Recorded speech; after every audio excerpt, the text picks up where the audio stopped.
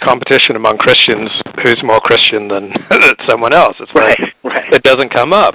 But when I got into Jewish life, it's filled, whether it's stated or unstated, with who's more Jewish than the next guy.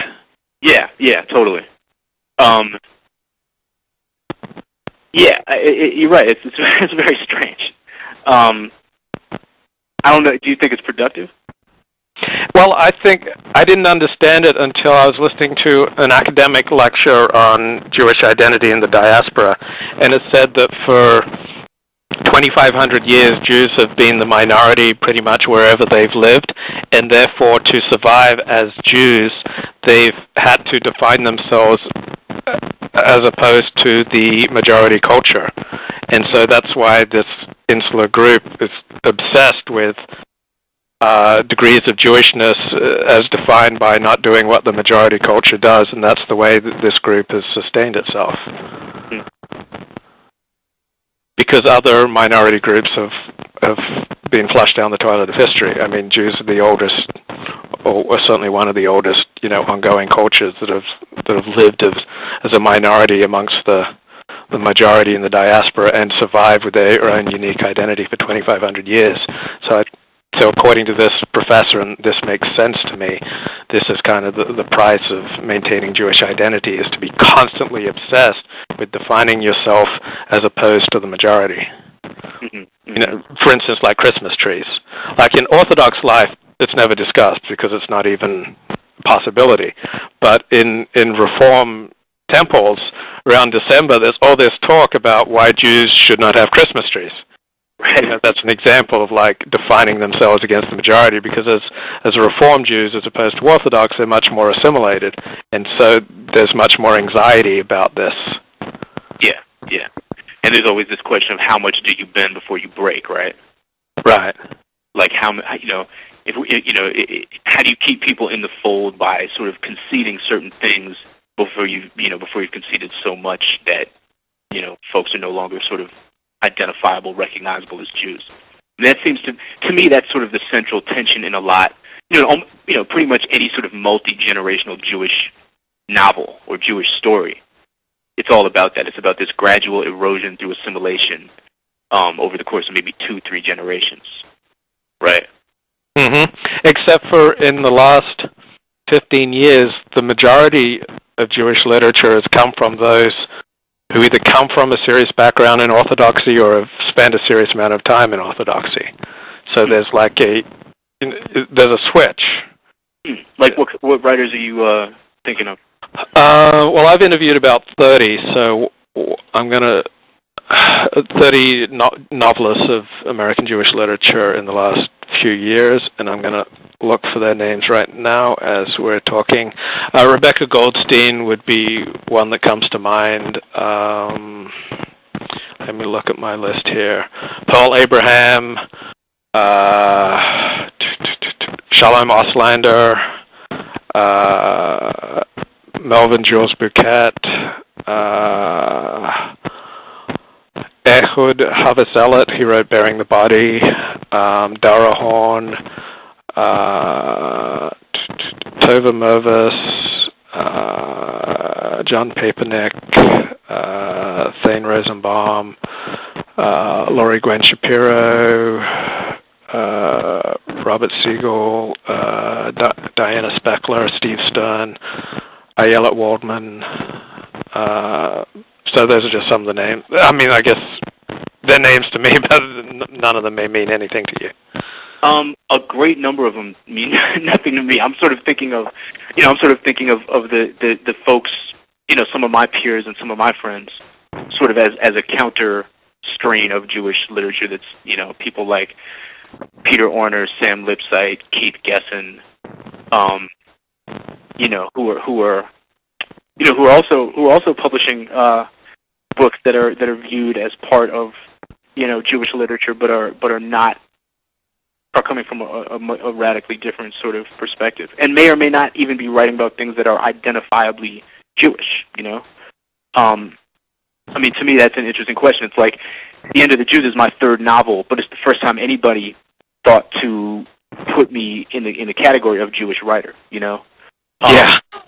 You know, and I think there are, you know, I doubt that Sam Lipsyte does a lot of like Jewish writer gigs. You know what I mean?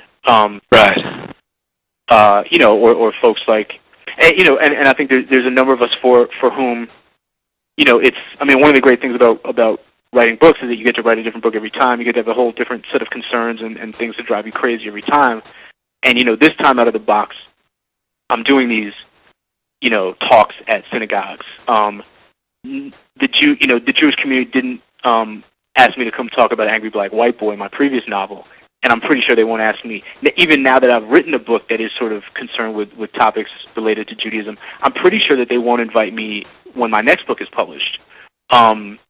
You know, A.J. Jacobs has done a lot of Jewish-related stuff with the Year of Living Biblically, but I doubt that he was doing it the book before that. You know what I mean? Peter Orner, I think, did a bunch of stuff for his first book, and when his novel came out, I know because, you know, he's a friend of mine. Like, you know, the phone stopped ringing with Jewish, you know, programmers on the other end. You know what I mean? Yes. You know, and I could, you know, if I put my mind to it, I could probably think of, you know, another 5 or 10 writers to add to that list. My friend T. Cooper would be another one. He, you know, did some Jewish book fairs for the last novel, but for the first one, you know, nothing. He and I co-edited a book of short stories, so that's 2 Jewish writers co-editing an anthology of stories, with a decent number of Jewish writers in it, in fact. And, you know, it's not like it wasn't sort of directed at or made visible to Jewish communities, so you know, there was nothing around, you know, in that context. You know, I think it's interesting.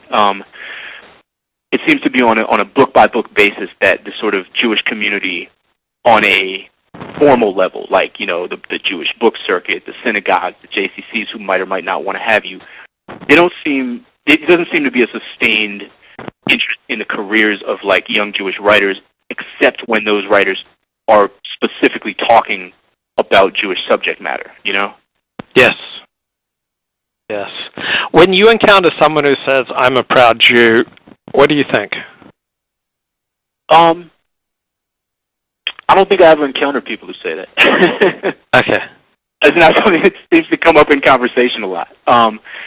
I think one of the things I've been frustrated by is the sort of the way that Judaism has become like a marketing, has been marketed. Again, this goes back to this notion of like, you know, like there's this whole sort of like, you know, you go to some of these festivals and things like that are targeted toward young people, and there's all this like rah-rah, it's cool to be Jewish kind of stuff going on. Like, yeah, it's like, you know, you should be proud to be Jewish. Jewish is cool. It's like, why should it be cool? Like, cool shouldn't enter into it. Like, it's such a flimsy reason for wanting to do anything. Cool is such a mutable concept. It's like, well, if it's cool this year, that almost by definition means it's not cool next year, whether you're talking about a fashion statement or an album.